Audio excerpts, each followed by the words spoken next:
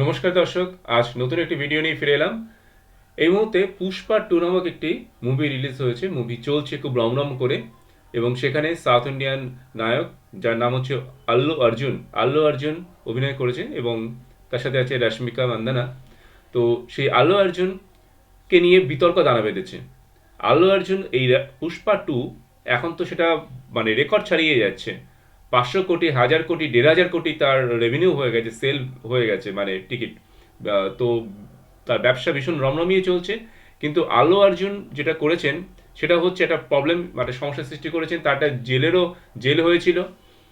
অবশ্য সেক্ষেত্রে হাইকোর্ট থেকে জামিন পেয়েছিলেন, একদিন জেলে তাকে থাকতে হয়েছিল। যে তার যে সিনেমার প্রিমিয়াম, পুষ্পা টু এর যে প্রিমিয়াম, সেখানে কিন্তু পদপিষ্ট হয়ে একজন মারা গিয়েছিল, দুর্ভাগ্যজনকভাবে পদপিষ্ট হয়ে একজন মারা গিয়েছিলেন।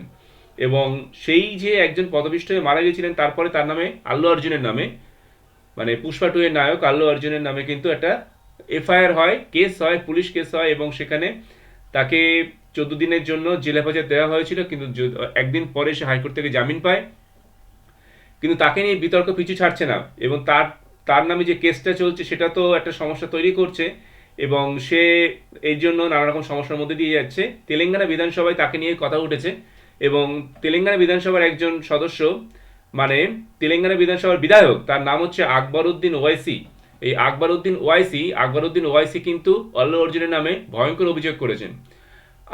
আকবরউদ্দিন ওয়াইসি অল্লু অর্জুনের নামে যে অভিযোগটা করেছেন সেটা হচ্ছে যে প্রিমিয়ার চলাকালীন, পুষ্পা টু এর প্রিমিয়ার চলাকালীন, যে পদদলিত হয়ে এক মহিলার মৃত্যু হওয়ার পর একজন অভিনেতা, তিনি অভিনেতার নাম নেননি, তিনি এরকমভাবে বলেছেন যে একজন অভিনেতা, তিনি বলেছেন যে সিনেমাটা নাকি এবার হিট হবে, এই কথা নাকি তিনি বলেছেন। এটা আকবরউদ্দিন ওয়াইসি বলেছেন।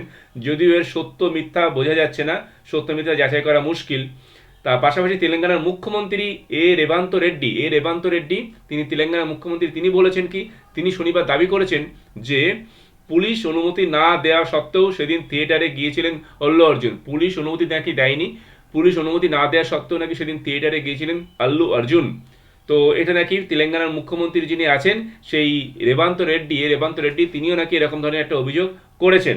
তো সেই ক্ষেত্রে এই যে জামিন পেয়েছেন অল্লু অর্জুন, তো জামিন পেলেও কিন্তু অভিনেতার তার বিরুদ্ধে যে গ্রেপ্তারের আবেদন নিয়ে সুপ্রিম কোর্টে গিয়েছে তেলেঙ্গানার পুলিশ। অর্থাৎ অল্লু অর্জুনকে গ্রেপ্তার করার জন্য বা গ্রেপ্তারের আবেদন নিয়ে সুপ্রিম কোর্ট পর্যন্ত চলে গিয়েছে এই তেলেঙ্গানার পুলিশ।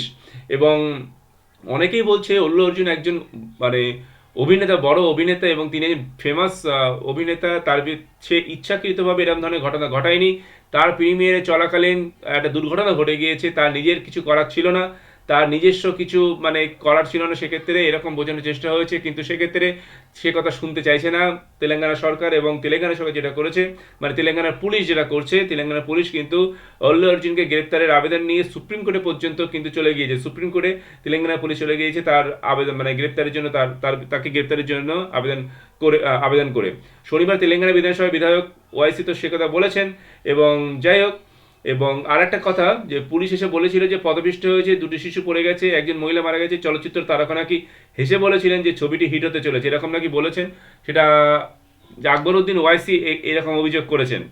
যাই হোক, এবার তেলেঙ্গানা পুলিশ অভিনেতা অল্লু অর্জুন, তার নিরাপত্তা দল এবং থিয়েটার ব্যবস্থাপনার বিরুদ্ধে ভারতীয় ন্যায় সংহিতা, যেটা হচ্ছে বিএনএস, নতুন যে ভারতীয় ন্যায় সংহিতা হয়েছে বিএনএস, তার বিভিন্ন ধারায় মৃতার পরিবারের অভিযোগের ভিত্তিতে মামলা দায়ের করেছে। এরপরে তাকে গ্রেপ্তার করা হয়েছিল। এবং অল্লু অর্জুন অবশ্য পরে বিবৃতি দিয়েছেন, বিবৃতি দিয়ে বলেছেন যে এটা একটা দুর্ভাগ্যজনক ঘটনা ছিল। এবং সেই দুর্ভাগ্যজনক ঘটনার জন্য অল্লু অর্জুন কিন্তু যথেষ্ট পরিমাণ দুঃখিত, তিনি মর্মাহত এবং দুঃখ প্রকাশ করেছেন তার জন্য। এবং তিনি বলেছেন যে সম্পূর্ণ অনিচ্ছাকৃতভাবে এই দুর্ঘটনা ঘটে গেছে, তার জন্য তিনি দুঃখিত। এবং সেক্ষেত্রে তিনি ক্ষমা প্রার্থী আর কি। তো সেক্ষেত্রে এখন পুলিশ কিন্তু সেই সমস্ত কথা কানে কর্ণপাত করতে চাইছে না, কানে শুনতে চাইছে না। তারা কিন্তু সুপ্রিম কোর্টে চলে গিয়েছে অল্লু অর্জুনকে গ্রেপ্তারের দাবি নিয়ে।